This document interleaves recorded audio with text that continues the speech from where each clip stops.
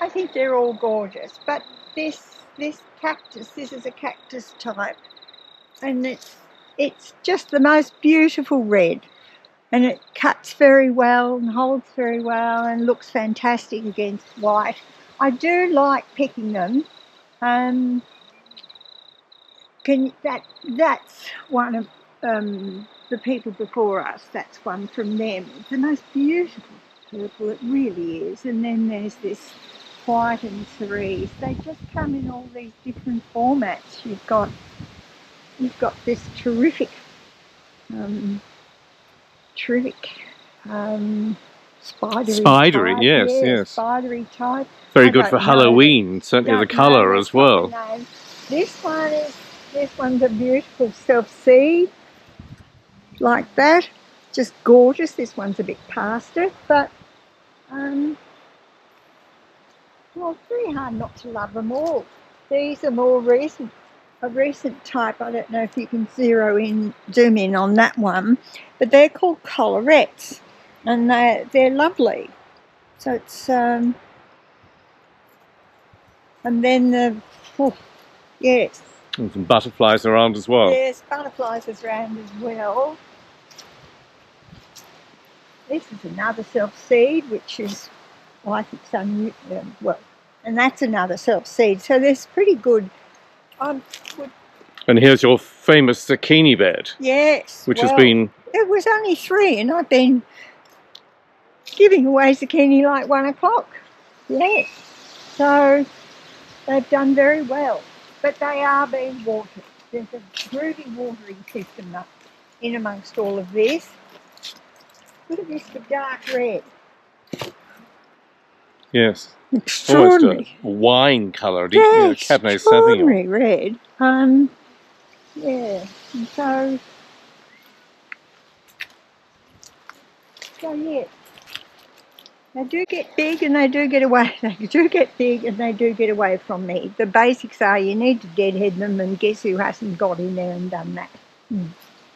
Beautiful as the sun's sort of fading and our shadows are lengthening on the ground. Yeah. And there's the massive cypress tree there. Yep. And the sun behind it. Cathryn, here you are, sat in your garden, looking quite regal with your dear cat beside you.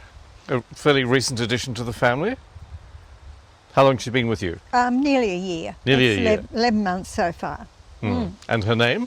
Missy. Missy. Because she is a bit. This is the garden that so much inspires you in your writing and your reflections. Yes. What do you find most challenging about writing?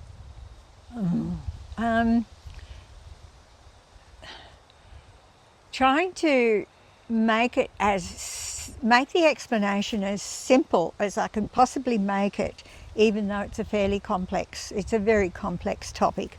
But it's just really important to me to write it as clearly as possible and simplify it. So it's keep it simple, stupid, and well structured and easy to read.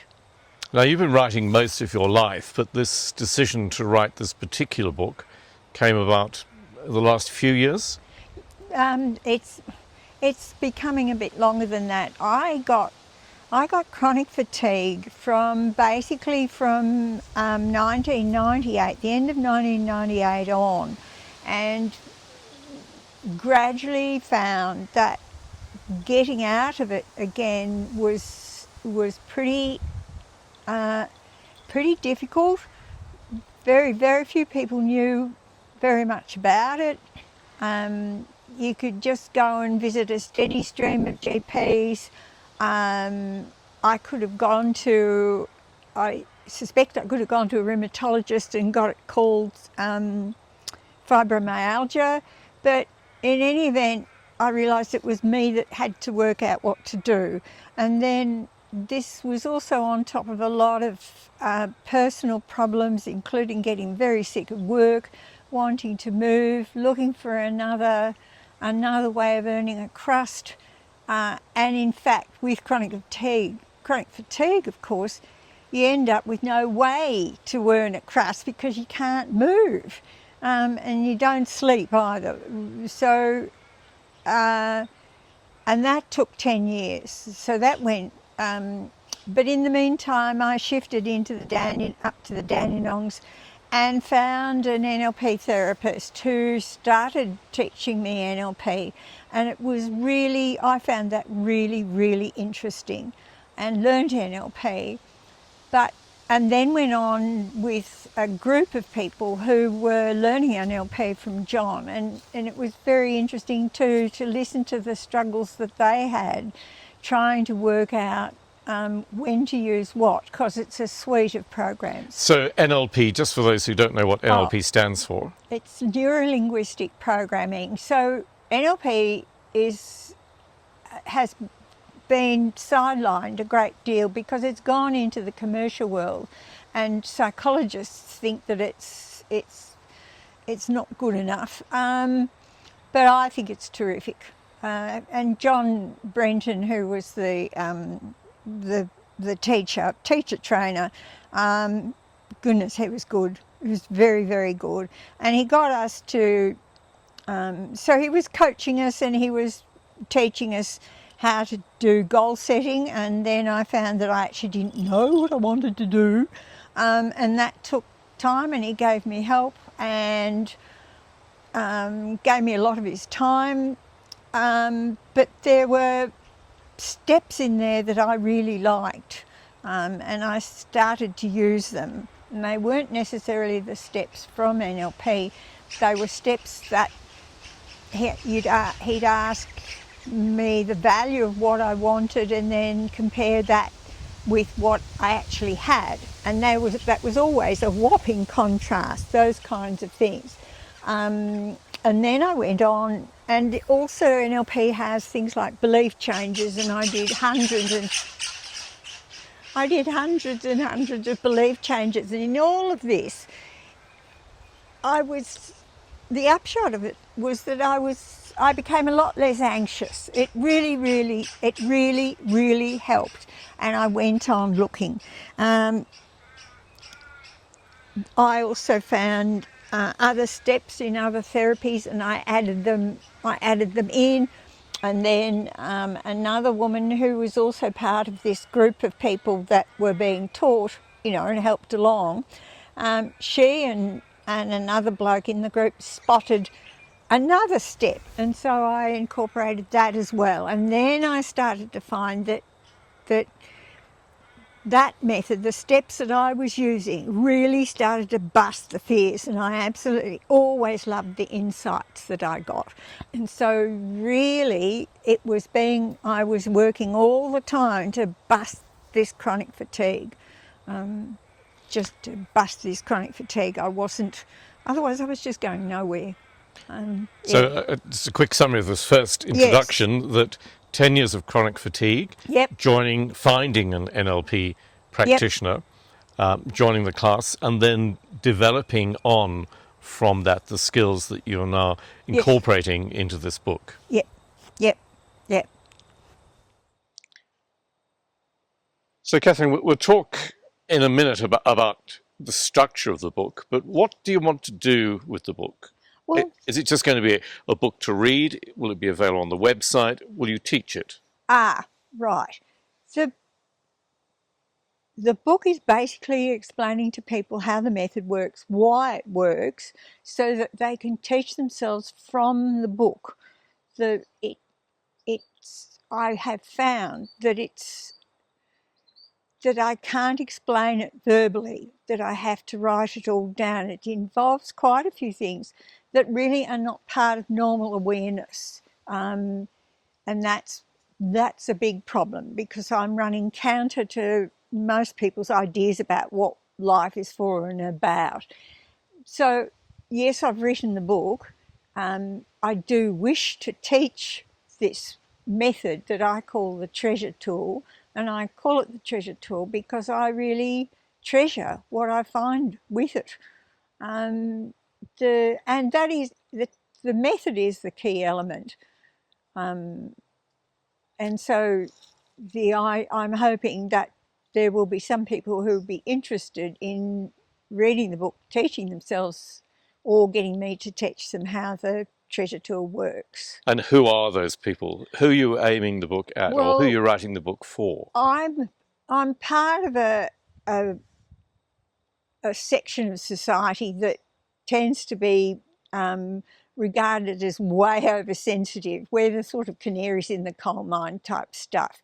It is true that I have quite a lot of food sensitivities and also sensitivities to chemicals, and so I actually couldn't escape. I couldn't escape from my woes in any other way except going through them, not over them, round them, or anything. It was just ending up doing them bit by bit, really.